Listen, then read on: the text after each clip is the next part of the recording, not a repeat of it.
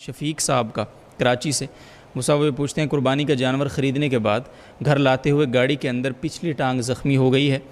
اب وہ صرف کھڑا ہونے کے قابل ہے، چل نہیں پا رہا، ایسے جانور کی قربانی کے متعلق کیا حکم ہے؟ اگر اس کی جگہ دوسرا جانور قربان کرنا ہو تو پہلے کو فروخت کر کے اس کی قیمت میں مزید رقم کا اضافہ کر کے دوسرا جانور خریدا جا سکتا ہے یا نہیں؟ اگر اس کو صدقے کی نیت سے ذبح کر دیا جائے تو اس کا گوشت خود کھا سکتے ہیں یا نہیں؟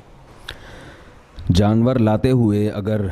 زخمی ہو گیا اور اتنا لنگڑا ہو گیا کہ چلنے کے قابل بھی نہیں رہا وہ، تو اس کی قربانی جائز نہیں ہے۔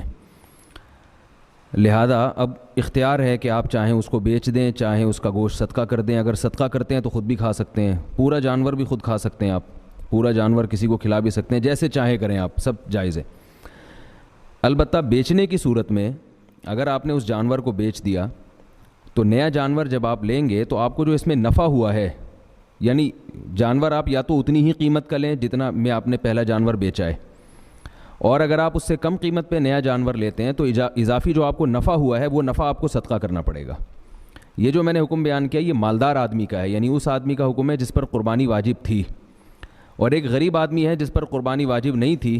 وہ اگر جانور لا رہا ہے اور جانور کی ٹانگ ٹوٹ گئی اور اتنی جانور زخمی ہو گیا کہ اب چلنے کے قابل نہیں ہے، تو غریب آدمی اسی جانور کو بھی قربان کر سکتا ہے۔ یہ مسئلہ ہے کہ جانور لاتے ہوئے اس میں کوئی ایسا عیب پیدا ہو گیا، لیکن یہ یاد رکھیے کہ اگر جانور کو ذبح کرنے کے دوران کوئی عیب پیدا ہو گیا، جیسے قصائی جب جانور گراتے ہیں تو بعض دفعہ اس وقت اس کی ٹانگ ٹوٹ جاتی ہے یا کوئی عیب پیدا ہو جاتا ہے، تو وہ بلا کراہت جائز ہے۔ گھر میں ابو اور بھائی کمانے والے ہیں اور کاروبار میں نقصان کی وجہ سے بھائی مقروض ہو گئے اور والد صاحب جاب کر رہے ہیں، کیا ہم پر قربانی فرض ہوگی؟ بھائی قربانی ہر ایک پر اس کے نصاب کے حساب سے ہوتی ہے۔